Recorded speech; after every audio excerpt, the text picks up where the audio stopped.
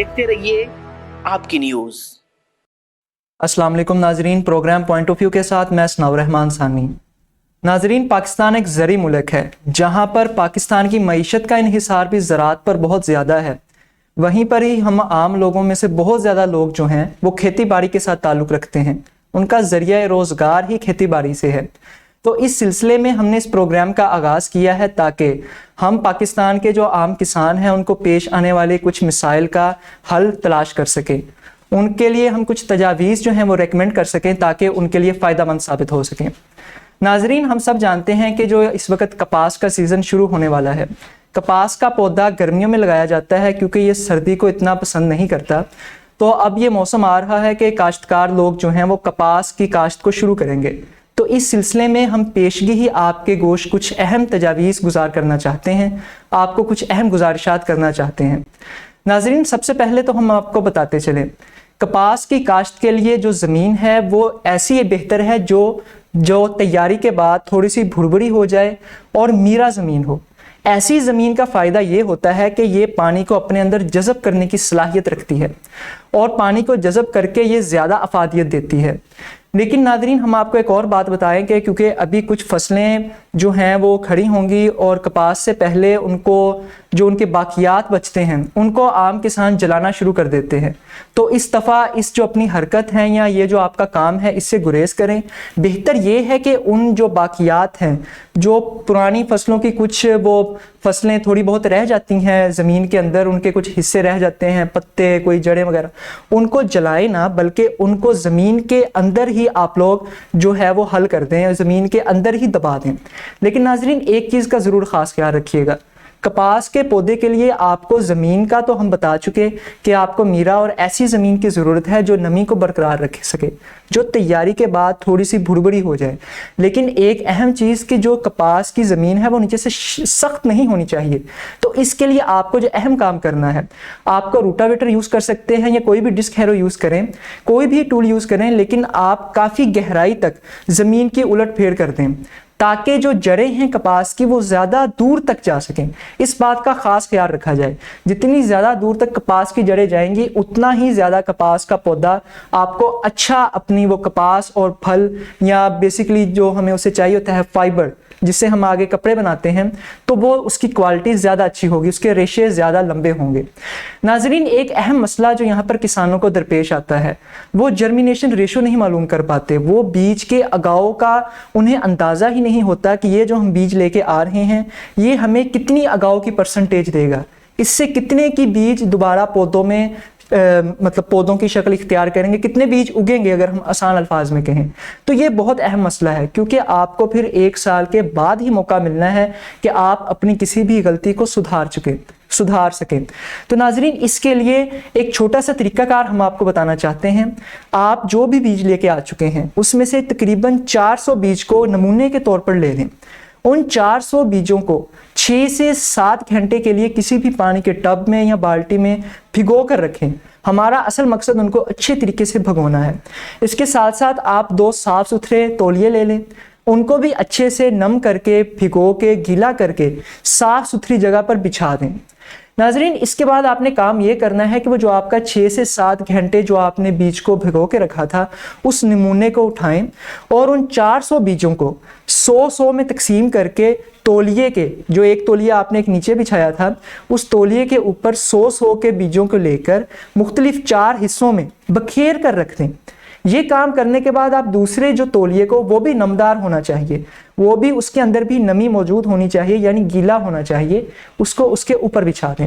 इस सारे काम के बाद नाजरीन आपने करना ये है कि 5 से 6 रोज़ तक रोज़ाना 2 से 3 दफ़ा दिन में, यानी रोज़ाना दिन में 2 से 3 दफ़ा आपने थोड़ा थोड़ा पानी का छिड़काव उन तौलियों पर करते रहना है ताकि वो तौलिए उनमें नमी बरकरार रहे, वो गीले रहें। और ये आपने 5 से 6 रोज़ तक इस अमल को दोहराना है। 5 से 6 रोज़ के बाद आप उस तौलिए को या जो भी आपने ऊपर उसको कवरिंग की हुई थी उसको हटाएं और आपने देखना ये है कि कितने बीज जो हैं वो उग चुके हैं। आपने उन बीजों को जो उगे हैं उनकी औसत निकाल लेनी है और औसत निकालेंगे जो आप, ये बेसिकली आपकी जर्मिनेशन रेशियो होगी। वो जो औसत होगी, जो आपका नतीजा आएगा कि जितने बीज उगे थे उनके जब आप औसत निकालेंगे, उनको तकसीम करके टोटल बीजेस पे जितने आपने उधर नमूने में रखे थे, तो वो जो रिजल्ट आएगा आपको, वो बेसिकली आपको बताएगा कि ये जो आप बीज लगा रहे हैं फसल के अंदर, इससे इतने पौधे उगेंगे। तो नाजरीन, पूरा साल रोने की बजाय या साल के इंतज़ार करने की बात कि आप बीज लें और आपको पता ही ना हो कि उसकी जर्मिनेशन रेशो कितनी है या उस बीज से कितने की पौधे उगेंगे, तो ये तरीकाकार ज़्यादा अहम है। तो नाजरीन, बाकी तो आप इसमें थोड़ी सी कोशिश और कर सकते हैं। हम आपको एक जनरल प्रिस्क्रिप्शन बता रहे हैं, एक जनरल आइडिया दे रहे हैं। तकरीबन 75% से कम अगर आपकी जर्मिनेशन रेशो वो नमूना दे, अगर आपका नतीजा 75 से कम आए, तो आपको हम ये रिकमेंड करेंगे कि आप वो बीज ना उगाएं, आप वो बीज अपनी फसल में ना उगाएं। लेकिन इसमें आप एक फर्दर स्टेप और भी कर सकते हैं कि अपने इलाके में किसी भी जो एग्रीकल्चरल एक्सटेंशन वर्कर है उससे भी राब्ता करके थोड़ी बहुत रहनुमाई कर सकते हैं।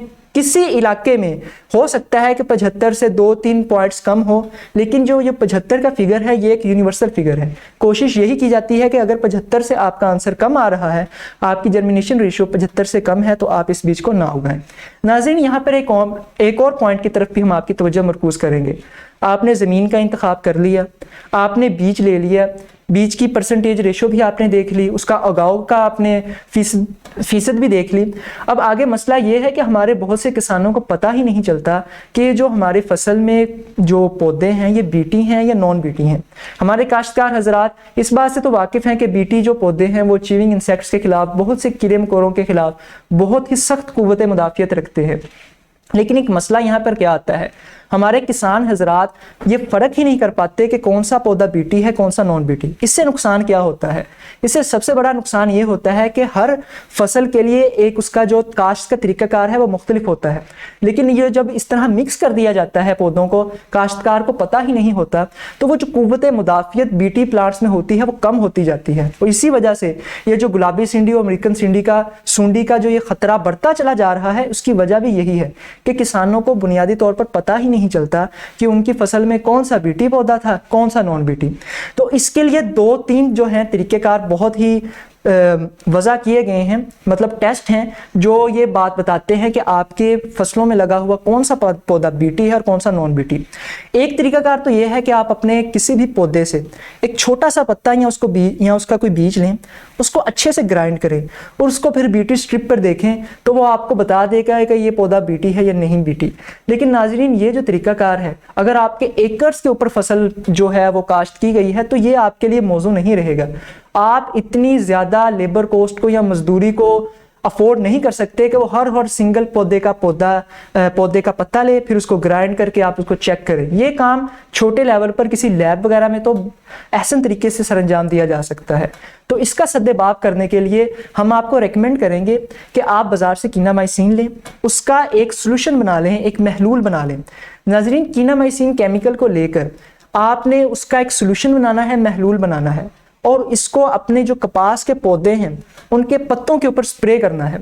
इसका नतीजा क्या निकलेगा कि जो तो आपके बीटी प्लांट होंगे, जो कि पाकिस्तान में तकरीबन इस वक्त 95% से भी ज़्यादा रकबे पर काश्त किए जा रहे हैं, उन पर तो इसका कोई असर ही नहीं होगा।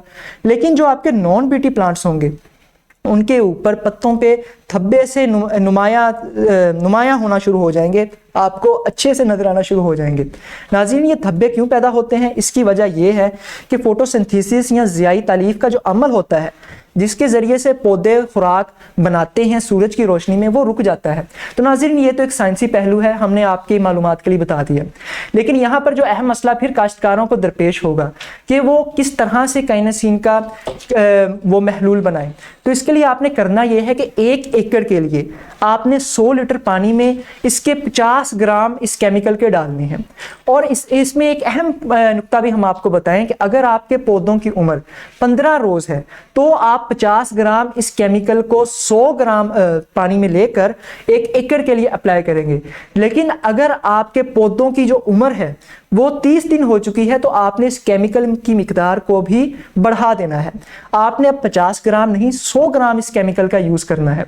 नाज़रीन, इसी तरह हम आपकी आसानी के लिए बताते चलें, अगर आपने पहले भी ये काम नहीं किया और 30 दिन भी गुजर चुके हैं, अब पौधा 60 दिन में या 90 दिन में जा चुका है, तो 60 दिन के लिए आपने इस केमिकल का 200 ग्राम यूज़ करना है और अगर 90 दिन आप बिल्कुल ही इस बात को नज़रअंदाज किए रखे और आप 90 दिन गुजर चुके हैं और अब आपको ये समझ आ रही है कि मैंने देखना था कि कौन से मेरे पौधे बीटी थे, कौन से नॉन बीटी थे, तो इसके लिए आप ये करें कि फिर आप इस केमिकल की मिकदार को 400 पे ले जाएं।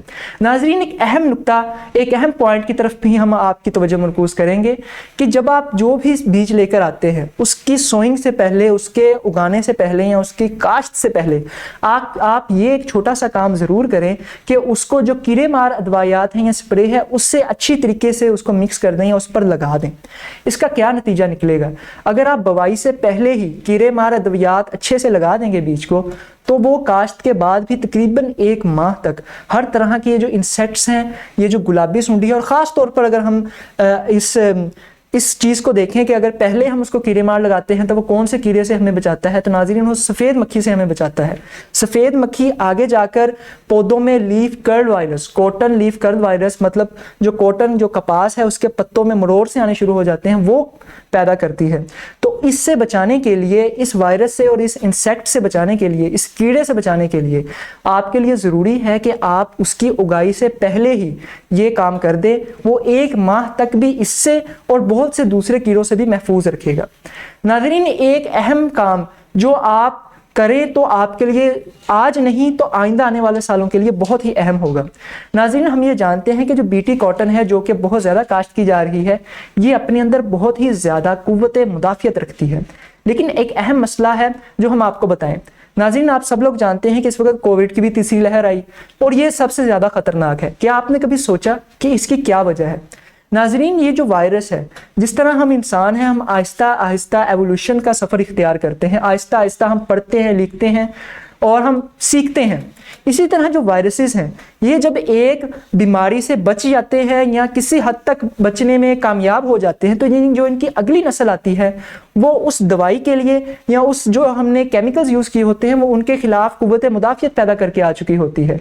यही जो मसला हमें कोविड के सिलसिले में भी देखना पड़ रहा है कि वो जो वायरसेस जो इतने खतरनाक बन के आए हैं उनकी भी यही वजह है। तो बिल्कुल जैसे वो वायरसेस इंसानों के लिए नुकसानदेह हैं, कुछ वायरसेस पौधों के लिए भी नुकसानदेह हैं, जिनका हम बार बार जिक्र कर चुके हैं। तो नाज़रीन, मसला ये होता है कि बीटी कॉटन जो अपने अंदर बहुत ही ज़्यादा कुव्वत मुदाफ़ियत रखती है, लेकिन जो अहम मसला आता है कि जो वायरसेस या जो इंसेक्ट्स हैं, जो कीड़े हैं, अगर वो एक दफ़ा उनमें से कुछ, फॉर एग्जाम्पल 100 कीड़ों ने आपकी फसल पर, बीटी कॉटन पर हमला किया था, उनमें से 80 तो मर गए, लेकिन कोई 20 या 10 बच गए, तो वो कीड़े जब आइंदा साल आएंगे तो आपने जो केमिकल्स यूज़ किए थे वो उन पर उतनी ही ज़्यादा ताकत से असरअंदाज नहीं हो सकेंगे। उन कीड़ों में कुव्वत मुदाफ़ियत पैदा हो जाएगी और वो आपकी फसल को बहुत ज़्यादा नुकसान पहुँचाएंगे।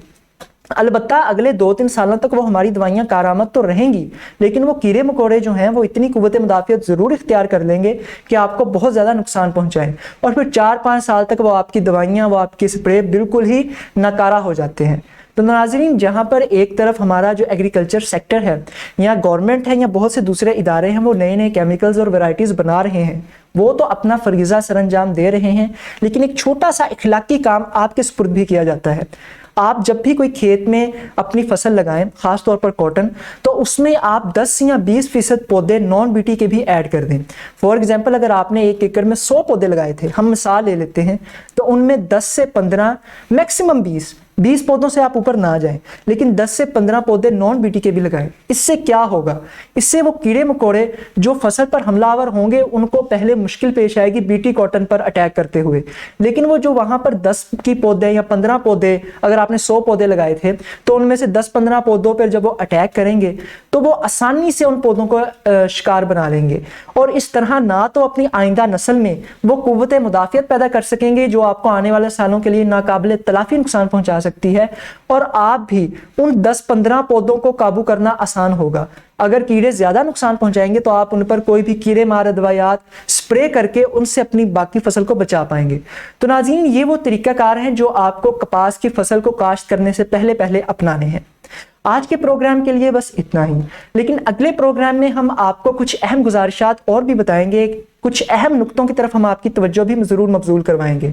इसके साथ साथ ही नाजरीन, हम वो भी आपको बताएंगे कि कौन कौन से इलाकों में कौन कौन सी जो फसलें, जो वैरायटीज़ हैं सीड की, वो ज़्यादा मौजू हैं।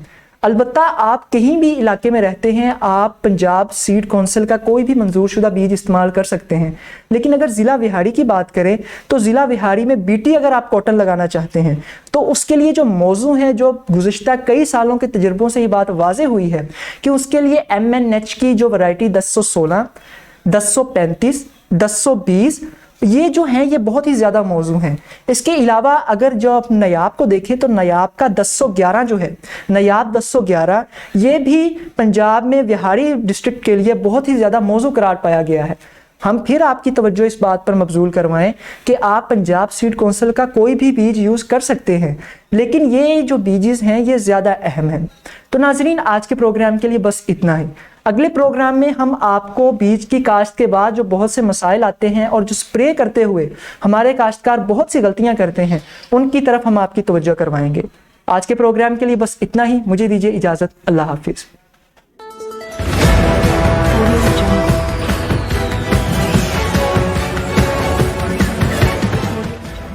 देखते रहिए